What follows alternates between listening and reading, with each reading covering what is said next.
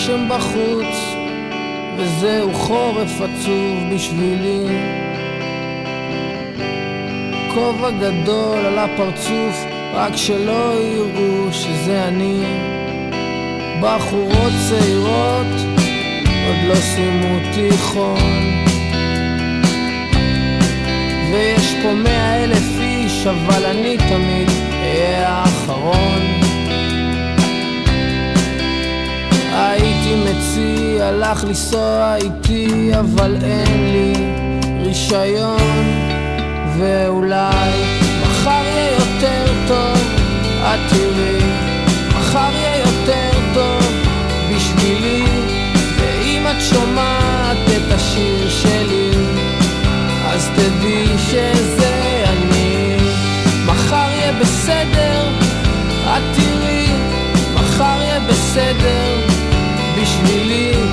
ואם את עוברת ברחוב שלי צלצלי לי באינטרקום, ואז אני אקום ואפתח לך את הדלת.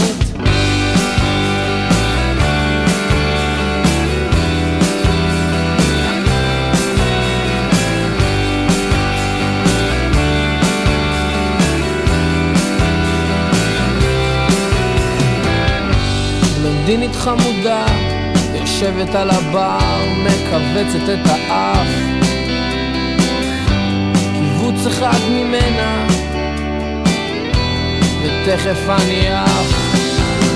חשבתי שאולי אני אגש אליה, נתחיל לדבר, אני אזמין לה משקה, אבל עד שיהיה לי את האומץ אני והבלונדינית נחכה.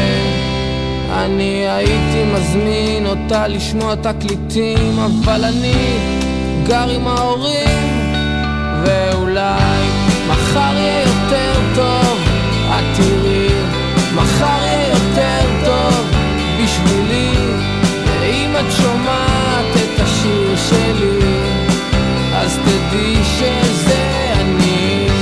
מחר יהיה בסדר, את תראי, מחר יהיה בסדר בשבילי.